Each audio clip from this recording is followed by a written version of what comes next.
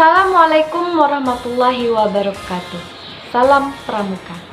Halo adik-adik semua, apa kabar? Semoga kalian semua selalu di dalam keadaan sehat walafiat. Pada Eskul Pramuka minggu ini kita akan membahas materi mengenai palang merah remaja pada pokok pembahasan penilaian korban. Mari kita lihat materi berikut ini. Apa yang harus kita lakukan ketika menemukan korban? Perhatikan. Tindakan penilaian korban itu terdiri dari yang pertama, penilaian keadaan.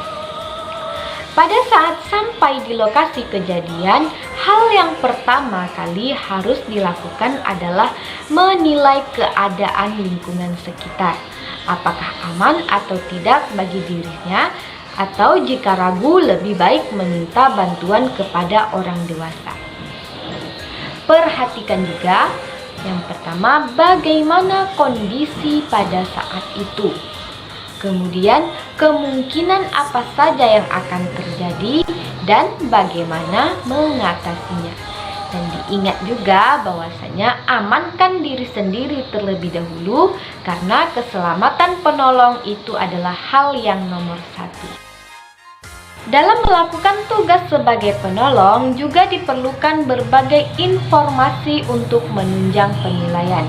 Tahukah adik-adik semua, informasi yang dapat kita peroleh itu diperoleh dari yang pertama, kejadian itu sendiri, kemudian penderita bila ia sadar, kemudian keluarga atau saksi, mekanisme kejadian, perubahan bentuk yang nyata atau cendera yang jelas, dan gejala atau tanda khas suatu cendera atau penyakit. Kemudian yang kedua, ini adalah penilaian dini. Pada saat menghadapi penderita, kita perlu menentukan kondisi penderita secara umum. Hal-hal yang ditentukan yaitu yang pertama adalah kesan umum. Bagaimana kesan umum? Kesan umum ini adalah langkah yang digunakan untuk menentukan apakah penderita merupakan kasus trauma atau kasus medis. Perbedaannya adalah sebagai berikut ini.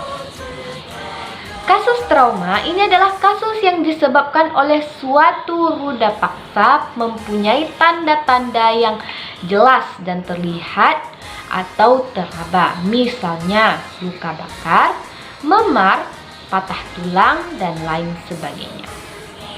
Kemudian yang kedua adalah kasus medis. Kasus medis adalah kasus yang diderita seseorang tanpa ada riwayat ruda paksa, contohnya sesak napas dan pingsan. Selanjutnya adalah memeriksa kesadaran. Ada 4 tingkatan kesadaran penderita yang dikenal dengan ASNT atau AVPU. Yang pertama, awas atau alert, kemudian suara atau voice, yang ketiga nyeri atau pain, dan yang keempat adalah tidak respon atau unrespon, yang biasa dikenal dengan ASNT atau AVPU. Selanjutnya, memastikan jalan napas terbuka dengan baik. Jika penderita tidak respon, maka gunakan teknik angkat dagu atau tekan dahi. Selanjutnya adalah untuk menilai pernapasan. Setelah jalan napas berjalan dengan baik, maka penolong harus menilai pernapasan penderita dengan cara lihat, dengar, dan rasakan. Kemudian mengenai korban sadar dan korban tidak sadar. Nah, ini bisa dilihat dengan menilai denyut nadi. Sebelum melakukannya, kita lihat dahulu kondisi korban apakah sadar atau tidak sadar. Nah, jika dia sadar, cara yang adik-adik gunakan dapat dengan meraba nadi pergelangan tangan atau radial. Sedangkan bagi korban yang tidak sadar, nadi yang diperiksa adalah nadi bagian leher atau karotis. Dan yang terakhir adalah hubungi bantuan.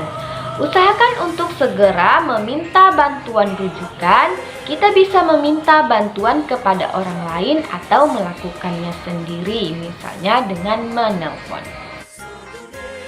Itulah tadi materi mengenai palang merah remaja pada pokok pembahasan penilaian korban. Jangan lupa di masa pandemi ini kita harus tetap selalu menjaga kesehatan dan mematuhi protokol kesehatan dengan cara melakukan 3M, menggunakan masker, mencuci tangan, serta menjaga jarak. Sampai bertemu pada video pembelajaran palang merah remaja selanjutnya. Terima kasih dan sampai jumpa.